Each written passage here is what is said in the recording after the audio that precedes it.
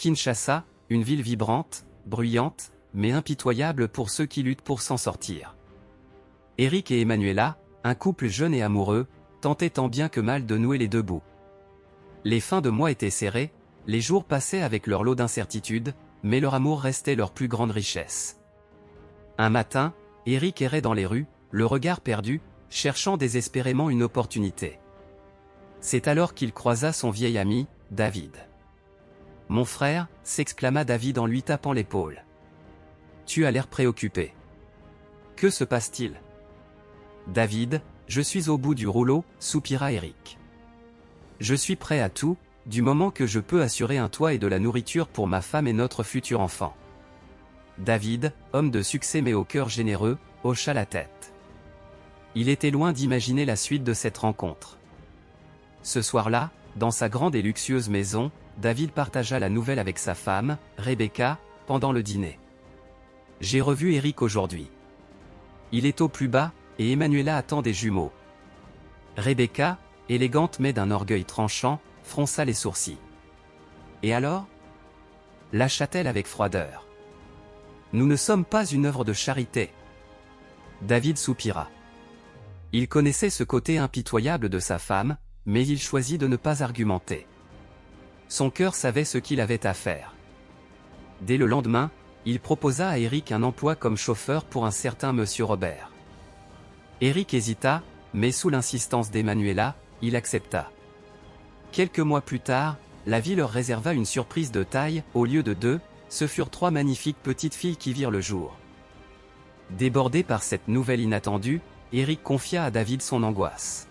« Mon frère, je n'ai même pas les moyens d'élever 2 enfants, alors 3. » David réfléchit longuement avant de proposer. « Si vous êtes d'accord, nous pourrions adopter l'une des filles. Nous prendrons soin d'elle comme de notre propre enfant. » La décision ne fut pas facile, mais après de longues discussions, Emanuela et Eric acceptèrent. Ainsi, la petite d'elle fut confiée à David et Rebecca. Mais la vie dans cette maison ne fut pas tendre avec elle.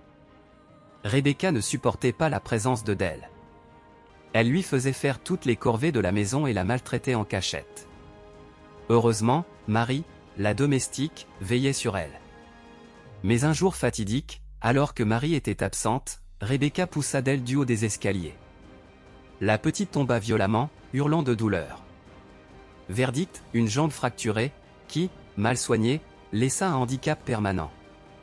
David, furieux, faillit mettre Rebecca à la porte, mais Dell, malgré sa douleur, supplia.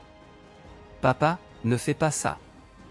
Je vais être forte. » David, ému, décida alors de lui enseigner une leçon de vie puissante. « Ma fille, n'accepte jamais que ton handicap définisse ta vie. Prends-le comme un défi à surmonter. » Et ces paroles restèrent gravées en elle. Des années passèrent. Déterminée à transformer sa souffrance en force, Dell excella dans ses études. Elle devint une chirurgienne renommée, spécialisée dans la correction des malformations et le traitement des handicaps. Le destin, toujours aussi ironique, ramena Rebecca sur son chemin vieilli, affaibli, marchant avec une canne. Elle entra dans le bureau de Dell, le visage ravagé par les regrets. « Dell, murmura-t-elle, les larmes aux yeux. Je suis désolée.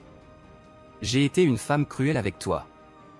Je ne mérite même pas ton pardon. » Dell sourit doucement, posant sa main sur celle de Rebecca. « Je te pardonne. Parce que sans toi, je n'aurais jamais eu cette force, ni cette rage de réussir.